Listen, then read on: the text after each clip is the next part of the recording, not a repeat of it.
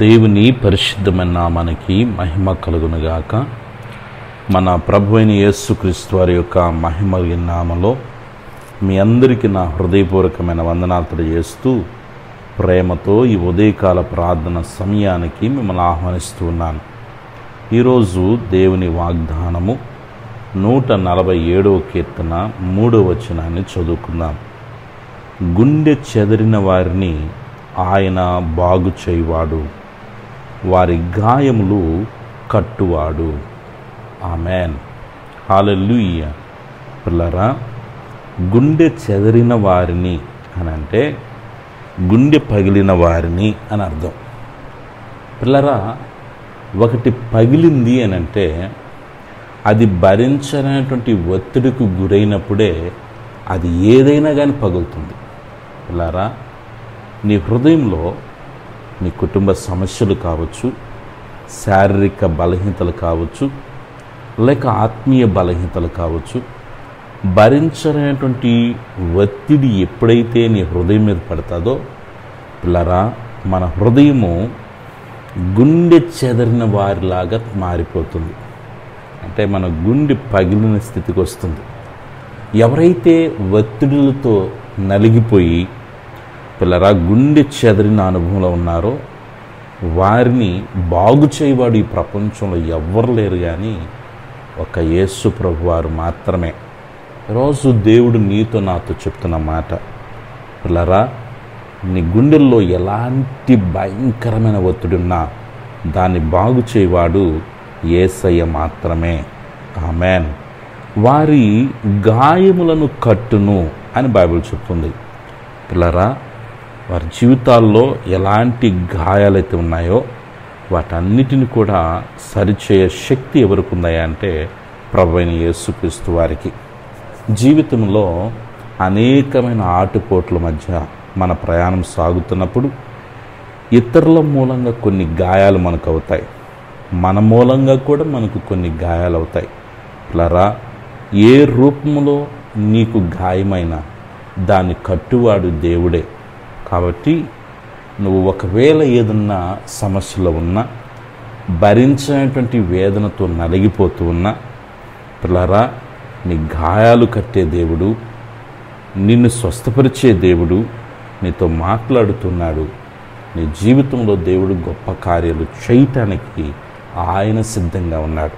నువ్వు నమ్మితే దేవుని మహిమను చూస్తావు. ఈ వాగ్దానం మన యొక్క ఆత్మీయ జీవితాలని బలపరిచి నడిపించునుగాక. ఆమెన్. ప్రార్థన చేసుకుందాం. పిల్లారా, మహాపరిశుద్ధుడా, మహిమోన్నతుడా, దయగలిగిన తండ్రి, మీ పాదాలకు వందనాలయ్యా. మీ మహాకృప చేతనైనా గడిచిన మాసములన్నీ కూడా ఆరోగ్యకరమైన మీరు ఎక్కచాటున మమ్మల్ని భద్రపరిచి మమ్మల్ని పోషించి సంరక్షించి కాపాడిన గొప్ప దేవా, మీకు స్తోత్రాలు. ఈ నూతన మాసం అంతా కూడా దయగలిగిన మీ సన్నిధి మా అందరికీ తోడుగా ఉంచండి. మీ సన్నిధి తోడు రాని ఎడల ఒక్క అడుగు కూడా మేము ముందుకు వేయటానికి వీల్లేదు. ఆరోగ్యకరమైన మీ కృప, కాపుదల, భద్రత తోడుగా ఉంచి ఉన్నతమైన మార్గంలో మమ్మల్ని నడిపించమని వేడుకొనుచున్నాను. బిడ్డల చదువుల్లో మంచి జ్ఞానాన్ని, జ్ఞాపశక్తినిచ్చి యేసయ్యా ప్రతి సబ్జెక్టులో చక్కగా పాస్ అయ్యే కృపను, భాగ్యాన్ని ధన్యతను దయచేయండి. ఉద్యోగాలు లేని బిడ్డల కొరకే ప్రార్థన చేస్తున్నాను.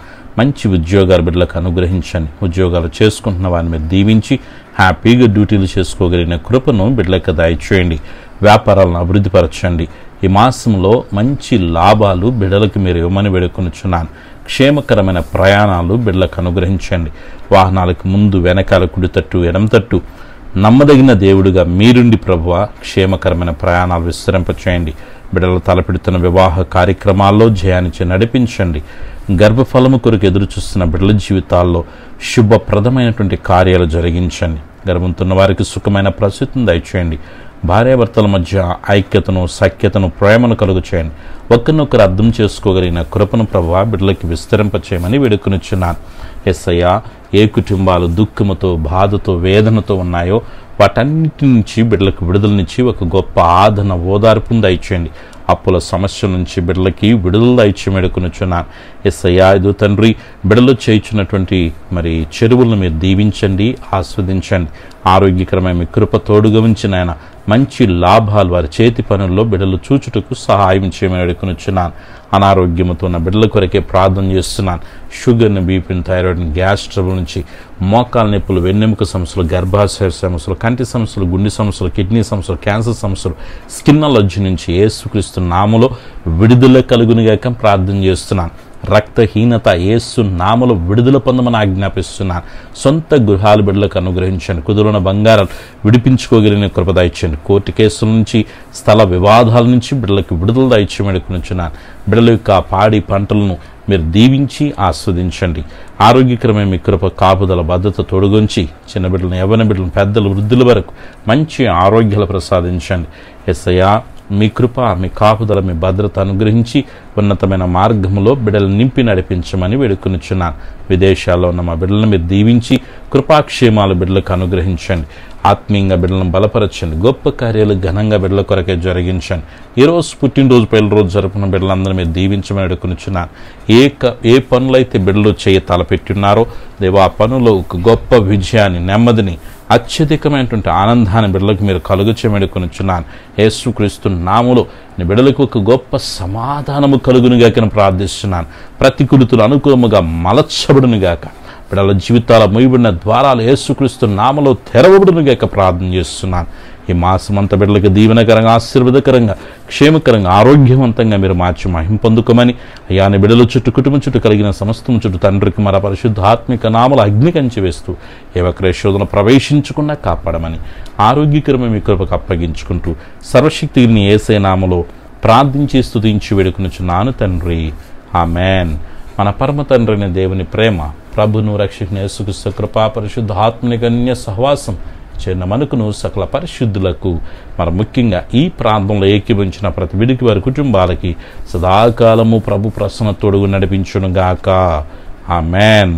హల్లెలూయా. దేవుడు మిమ్మును, మీ కుటుంబాలని దీవించి ఆస్వాదించునుగాక.